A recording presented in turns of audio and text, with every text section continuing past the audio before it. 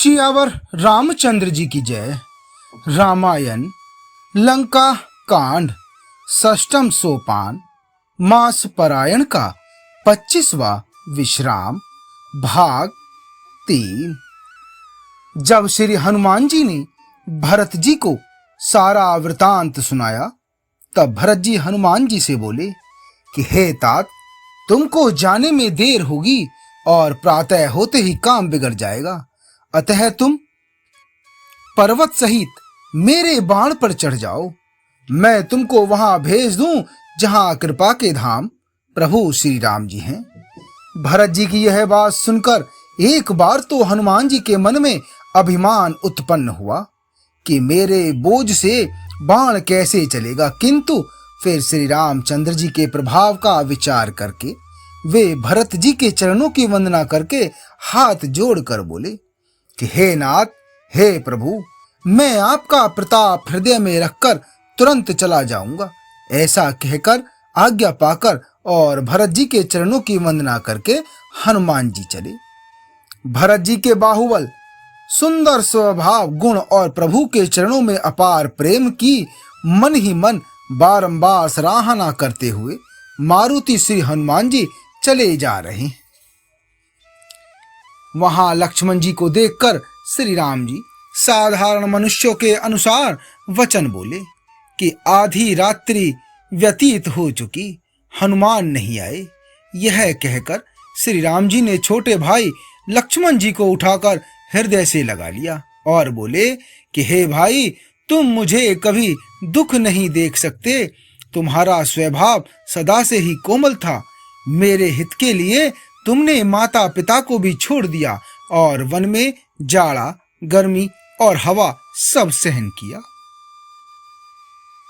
हे भाई, वह प्रेम अब कहाँ है? मेरे व्याकुलता पूर्ण वचन सुनकर उठते क्यों नहीं? यदि मैं जानता कि वन में भाई का विछोह होगा तो मैं पिता का वचन, जिसका मानना मेरे लिए परम कर्तव्य था, उसे भी न मानता।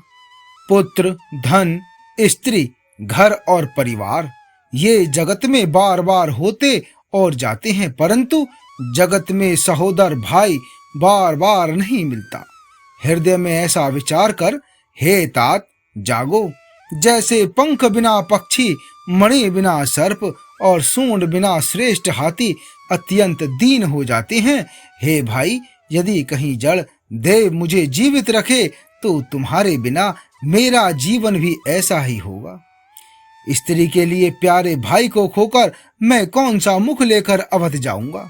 मैं जगत में बदनामी भले ही सह लेता कि राम में कुछ भी वीरता नहीं है जो स्त्री को खो बैठे। स्त्री की हानि से इस हानि को देखते कोई विशेष क्षति नहीं थी। अब तो हे पुत्र, मेरा निष्ठुर और कठोर हृदय यह अपयश और तुम्हारा शोक दोनों ही सहन करेगा। हे तात, तुम अपनी माता के एक ही पुत्र और उसके प्राणाधार हो। सब प्रकार से सुख देने वाला और परम हितकारी जानकर उन्होंने तुम्हें हाथ पकड़कर मुझे सौंपा था। मैं अब जाकर उन्हें क्या उत्तर दूंगा? हे भाई, तुम उठकर मुझे सिखाते समझाते क्यों नहीं? सोच से छुड़ाने वाले श्री राम जी बहुत प्रकार से सोच कर रहे हैं। उनके कमल की पंखुड़ी के समान नेत्रों से विषाद के अश्रुओं का जल बह रहा है। भगवान शिव जी कहते हैं कि हे उमा, श्री रघुनाथ जी एक अद्वितीय और अखंड वियोग रहित हैं। भक्तों पर कृपा करने वाले भगवान ने लीला करके मनुष्य की दशा दिखलाई है। प्रभु प्रलाप सुनि कान विकल भय वानर निकर, आय गयो हनुमान जिमि करुणा महबीर रस। प्रभु के लीला के लिए किए गए प्रलाप को कानों से सुनकर वानरों के समूह व्याकुल हो गए।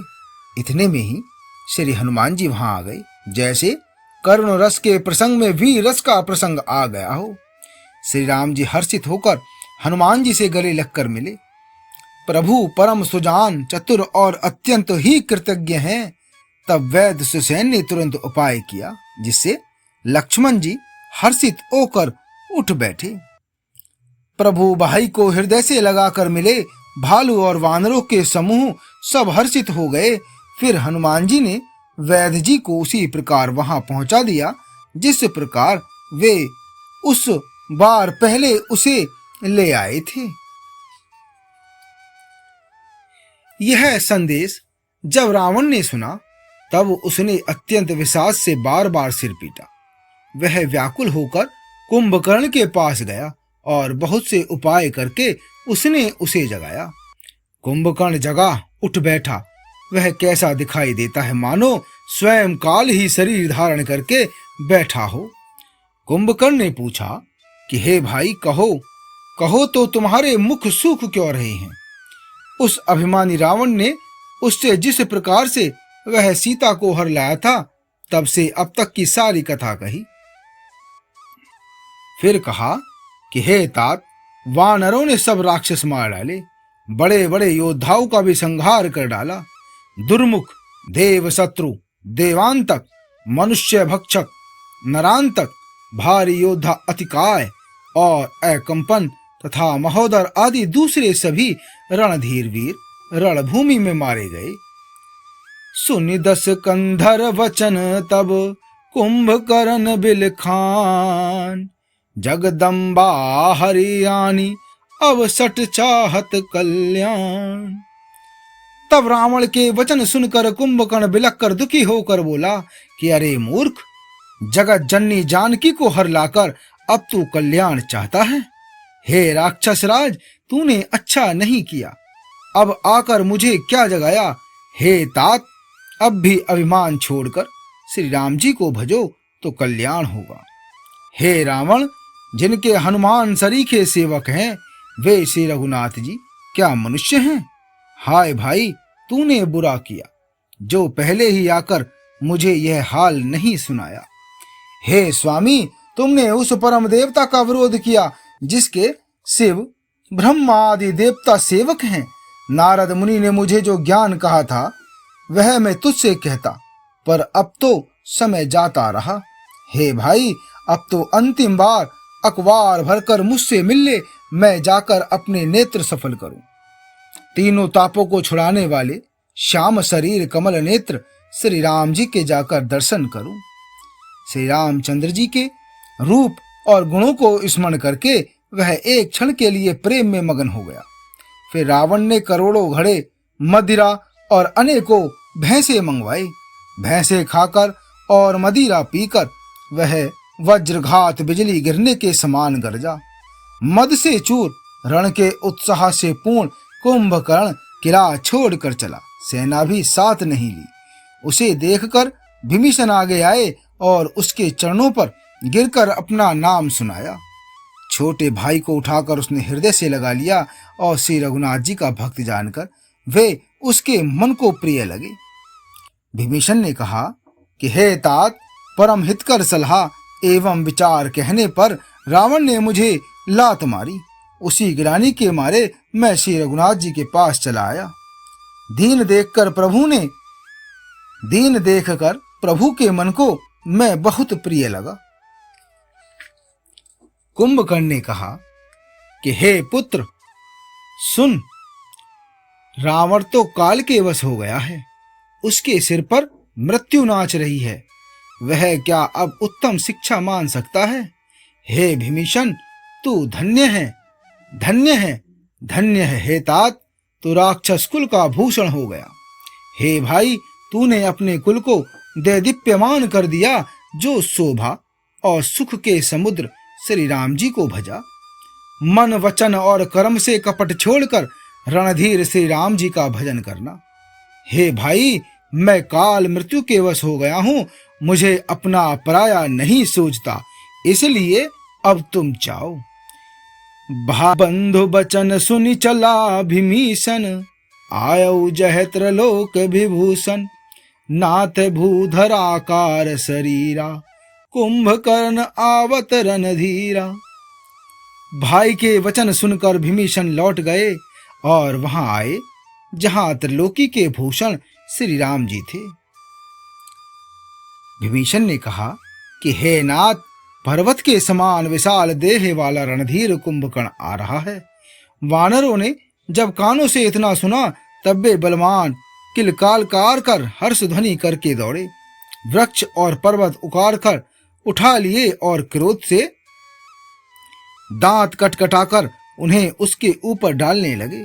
रीछ वानर एक एक बार में ही करोड़ों पहाड़ों के शिखरों से उस पर प्रहार करते हैं, परंतु इससे न तो उसका मन ही मुड़ा अर्थात विचलित हुआ और न शरीर ही टाले टला।